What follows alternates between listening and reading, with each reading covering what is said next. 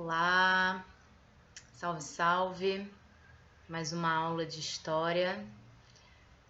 Hoje a gente vai falar sobre um tema super bacana que é o Egito Antigo, mas a gente vai falar do Egito Antigo numa perspectiva negro-africana, né?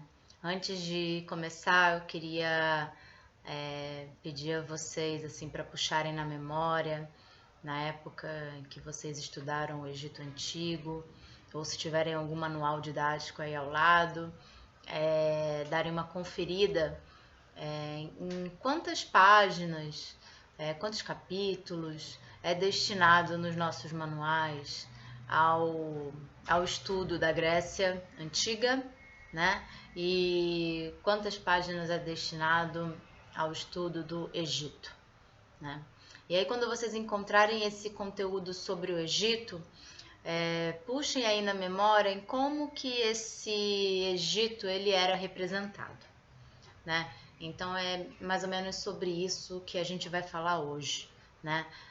Vocês vão ver que o espaço destinado nos manuais didáticos, né, para a história da Grécia e Roma, é muito maior, significativamente maior do que o espaço destinado a todas as outras civilizações, né? E essas civilizações elas aparecem como sendo as maiores influências, como sendo o berço da civilização ocidental, aquela que nós somos herdeiros hoje, né? Então isso é bem simbólico da maneira como os estudos históricos e o estudo das humanas em geral foi desenvolvido, né, no Ocidente. Então, essa é uma questão muito importante para todo mundo que está pensando numa educação antirracista, numa educação decolonial, uma educação com base na Lei 10.639. Por quê? Né? Porque esse tipo de construção histórica, ele dá uma centralidade à história do continente europeu, né? E assume essa história como universal, como se todas as civilizações do mundo, né, devessem passar por esses estágios evolutivos, como a gente sempre fala aqui, né? Então, para falar sobre a história antiga, né, especialmente a história do Egito, eu quero apresentar um cientista senegalês que eu acho que é o cientista mais importante do século XX, né, que é o Cheikh Anta Diop. Ele atuou aí bastante nas décadas de 50, 60 e 70 e sintomaticamente ele é desconhecido para nós aqui no Brasil, né, apesar da sua genialidade. O Diop, ele atuou em várias frentes, ele era um multi-estudioso, né, um estudioso super multifacetado e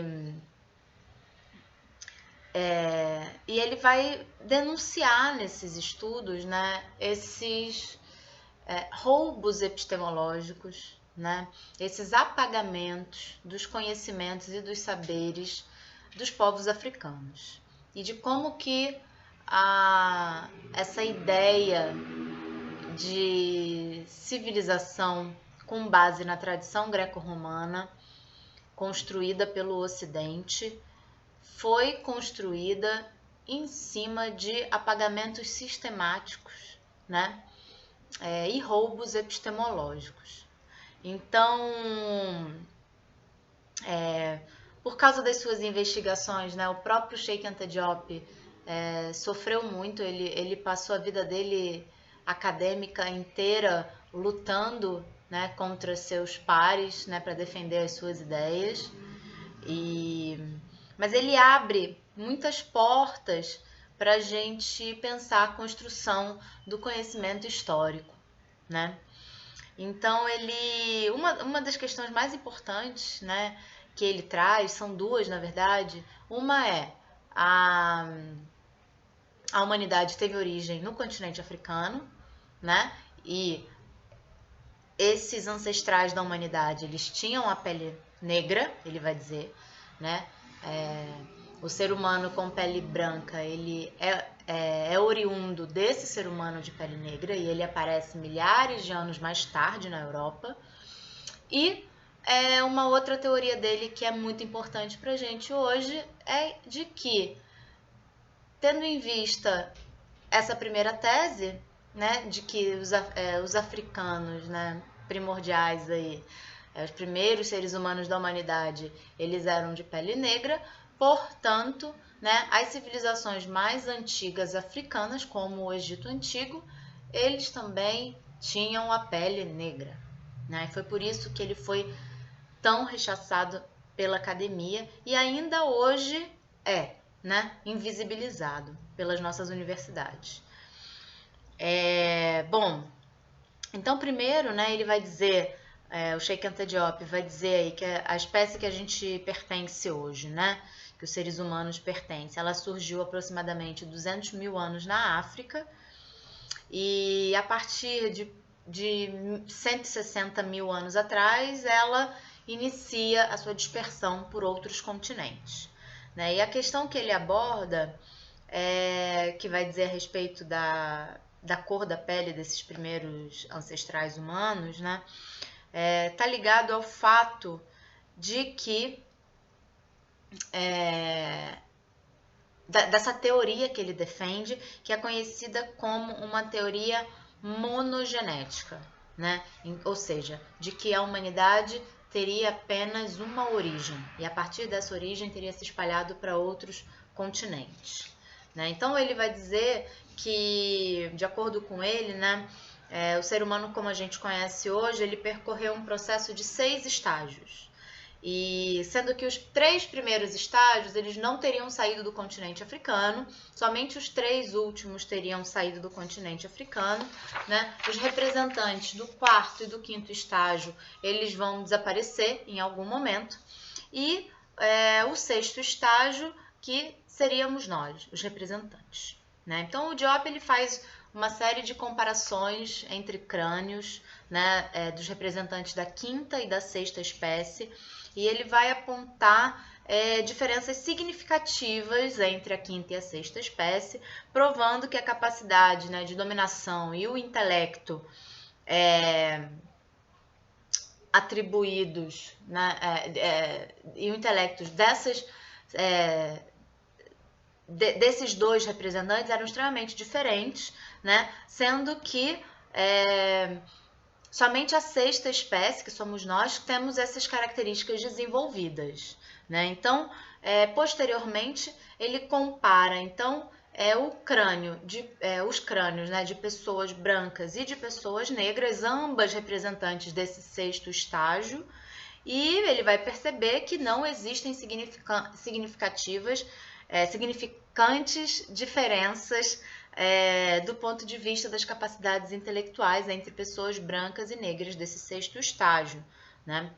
Como as diferenças significativas que apareceram entre os crânios do 5º e do 6º estágio, né? Então, pode parecer meio banal dizer isso, né?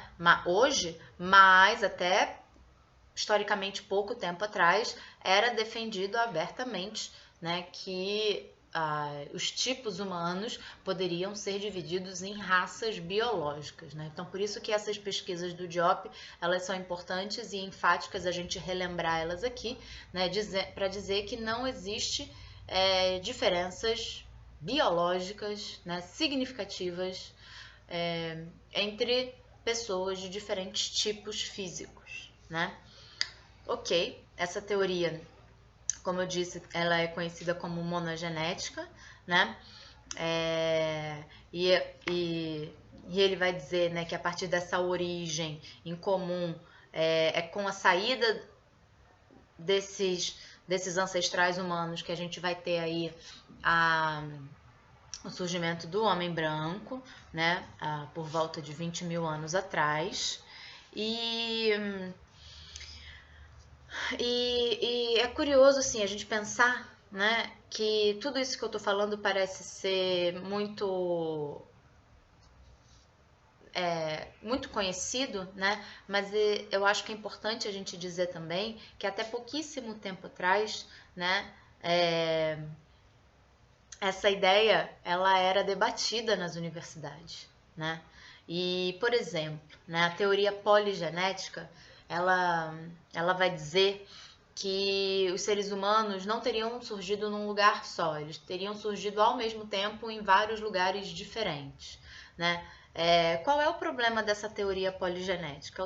O problema dessa teoria é que quando ela fala que diferentes tipos humanos surgem em vários lugares ao mesmo tempo, ela facilita uma interpretação que hierarquiza os diferentes povos e essa noção de raça biológica, né, que foi muito utilizada no século XIX, né, e que vai orientar toda aquela ideia de superioridade e inferioridade das raças, né, criada pela ciência europeia do século XIX.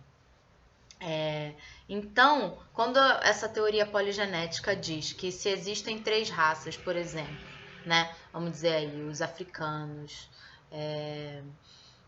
negros, brancos e asiáticos, né, amarelos, como as pessoas chamam, se existem esses 3 tipos, portanto, um deve ser melhor do que o outro, né? Então, essa teoria ela foi utilizada para justificar o desenvolvimento intelectual dessas 3 raças, né? E, de fato, as hierarquizou. Então, né, bom, por que eu estou falando sobre isso? Né? Eu estou falando sobre isso porque essa teoria poligenética também, ela vai facilitar o nosso assunto da aula de hoje, que é sobre o roubo epistemológico, né? O roubo do conhecimento, o roubo da sabedoria de civilizações que foram consideradas inferiores no passado, né? E que foram usurpadas por uma tradição ocidental que se dizia superior às demais e que se dizia exemplo de civilização para todas as outras, né? Que foram construídas pelos povos brancos europeus. Então, por exemplo, né? O Diop ele vai relatar um caso que é bem sintomático disso que eu estou falando, que acho que vai dar uma melhorada para a gente entender melhor. Em 1912, né, no início do século XX, um geólogo britânico ele fabricou um falso fóssil, né, chamado Homem de Pitdown, para legitimar essa teoria poligenética de que teria aparecido uma raça biológica branca na Inglaterra, que ela não teria sido originária, né, de um ancestral africano, ela teria surgido espontaneamente na Inglaterra, né? E ele, para ele provar isso, né, que o que autorizava ele dizer, né, que povos brancos são superiores a negros também, né? Ele fabricou um falso fóssil, né? Isso em 1912. Somente em 1955, ou seja, quase 40 anos depois, é que esse fóssil ele foi descoberto e foi desvendado que isso foi uma fraude, né? Bom, mas aí o estrago já estava feito, né? O que culminou aí na nossa dificuldade hoje, né, em estudar o Egito a partir das suas verdadeiras origens, né? Então vamos lá. Por quê? Porque o Egito Antigo, sempre quando ele é estudado, e ele é estudado sempre a partir de um lugar de muita admiração, né, e de muito respeito, uma grande civilização que de fato foi, a gente não aprende que esses egípcios, eles eram pessoas africanas e pessoas de pele negra, né? Toda a sabedoria para desenvolver os grandes monumentos egípcios, né? a escrita, né? Fora todas as outras invenções, como a medicina, a matemática, a arquitetura, a filosofia, foram feitas por pessoas negras. E Cheikh Anta Diop, ele mostra como que essas representações foram distanciando esse pensamento, né, essa construção histórica que valoriza essa tradição negro-africana do Egito Antigo, né, por conta desse esforço, né, da ciência em embranquecer esse conhecimento histórico, né? Porque pensem bem, né? Como que a Europa, né, no século XIX, poderia conceber que uma grande civilização como o Egito tivesse sido construída por mãos negras, né? Mãos essas que eles estavam escravizando, que eles estavam dominando, que eles julgavam ser inferiores, serem civilizações inferiores, né? Então isso tudo teve uma repercussão até os dias atuais, né? Como o Cheikh Anta Diop demonstrou um esforço muito grande para legitimar essa falsa superioridade. Então, quando a gente fala em raça biológica, né, pô, legal, não existe mais raça biológica, mas a gente precisa ainda refletir muito sobre esse legado que a ciência europeia do século XIX deixou pra gente. E foram várias outras falsificações, né? Tanto é que o Cheikh Anta Diop, ele pretendia fazer testes com as múmias para medir a quantidade de melanina que as múmias possuíam, e ele foi impedido, boicotado, né, para que ele não fizesse essas pesquisas, né? Assim também como ele vai dizer a respeito do nariz da esfinge, né? A esfinge, ela tem parte do nariz faltando, né? E o Cheikh Anta Diop vai dizer que um dos grandes boicotes aí a legitimação das características egípcias, né? A relação das características egípcias com características negroides, né? Essa comparação do nariz da esfinge, que seria um nariz com características negroides, e que, por exemplo, o Museu Britânico, onde abriga o que sobrou desse nariz aí, né, não permite que faça essa comparação, né? Bom, e esse interesse pelo Egito Antigo, né, depois dos gregos antigos, né, ele reacendeu com os europeus no momento da expansão do Império do Napoleão Bonaparte, né? Então, numa dessas expedições do Napoleão, ele vai, numa dessas invasões, né, ele encontra vestígios, né, grandes relíquias da civilização egípcia, né? E o Cheikh Anta Diop, ele até descreve uma foto do século XIX em que a expedição de Napoleão Bonaparte está medindo a esfinge, né? E eles estão fazendo medições a respeito da esfinge, né? E ele vai dizer que é a partir daí que surge esse campo de conhecimento do Egito Antigo, que é um campo de conhecimento comprometido com o embranquecimento do Egito, né? Com a retirada do Egito, né, literalmente retirada do Egito, do continente africano, né, das relações do Egito com a África subsaariana, né, que foi conhecida como a África Negra, né? Então tem essa estratégia, né, de divisão do continente africano, como se a África do Norte, né, acima do deserto do Saara, fosse uma África branca, né, sem relação com a África subsaariana, né, que é preconceituosamente chamada de África Negra,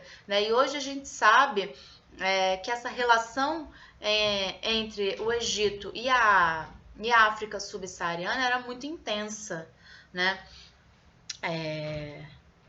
Bom, e aí essa visão acaba favorecendo o fato de que, bom, o Egito ele não é uma civilização africana, então, né? Ele está muito mais relacionado com o Mediterrâneo, com a Europa, ele está mais relacionado com o Oriente, né?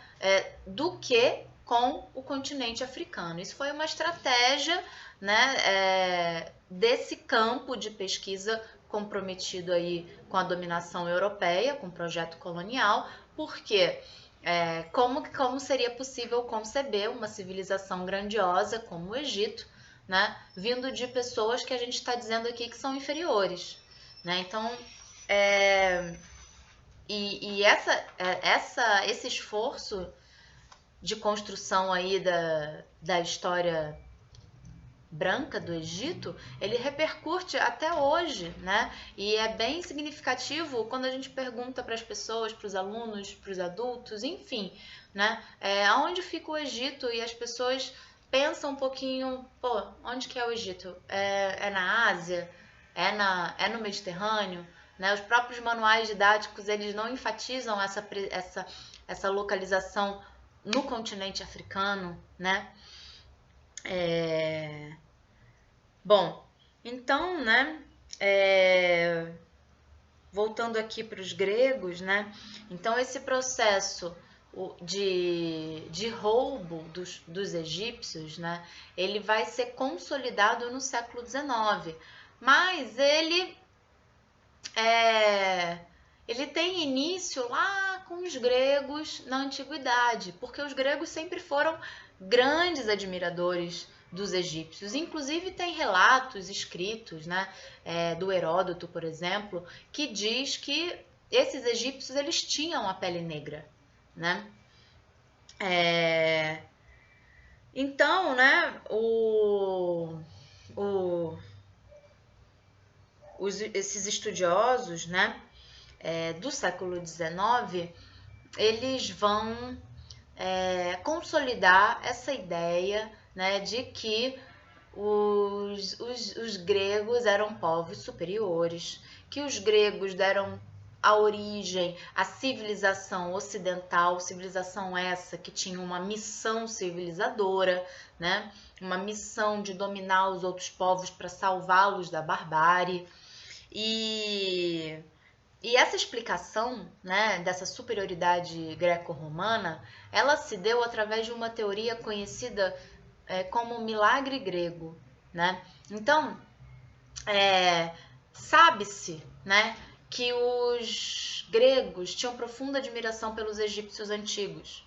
Sabe-se que, principalmente a partir da invasão da Pérsia e do Alexandre Grande no Egito, essa relação entre gregos e egípcios foi muito intensificada, né? Que grandes filósofos gregos beberam da fonte dos egípcios antigos, dos estudiosos do Egito Antigo, mas na construção dessa historiografia eurocêntrica no século XIX, a explicação para o surgimento da filosofia, por exemplo, né, para o surgimento do pensamento racional, né, ou seja, para explicar como os gregos saíram de um pensamento mítico e foram para um pensamento racional de mundo, eles vão atribuir isso a um milagre, né?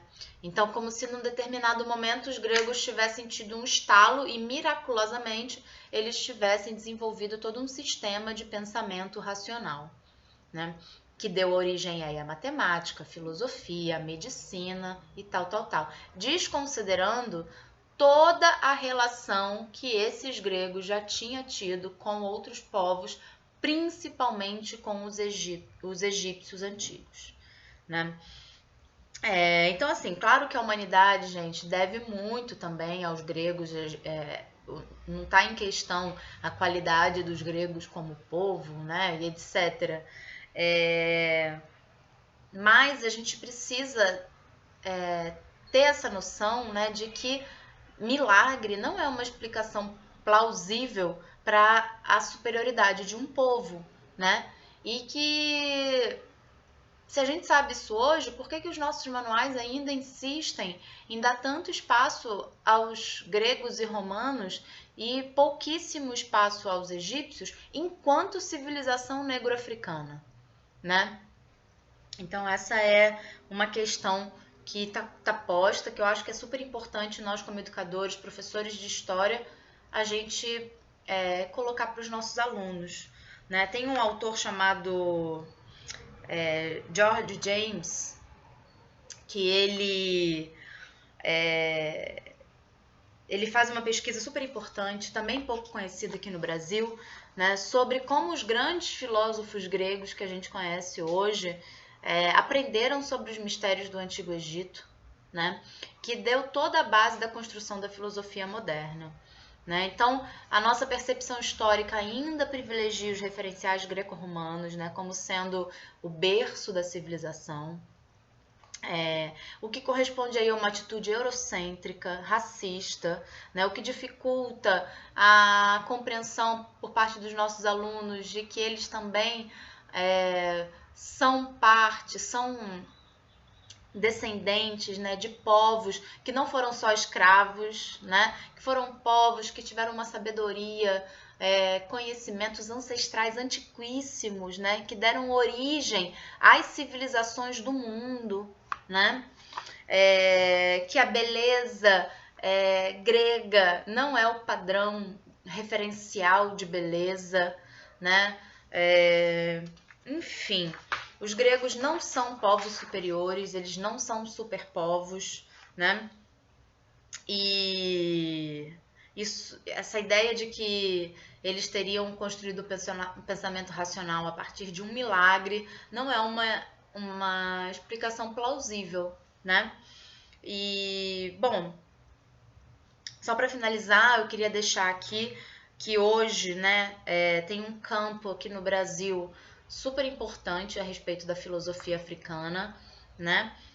Uma filósofa contemporânea que estuda sobre isso é Catiúcia Ribeiro.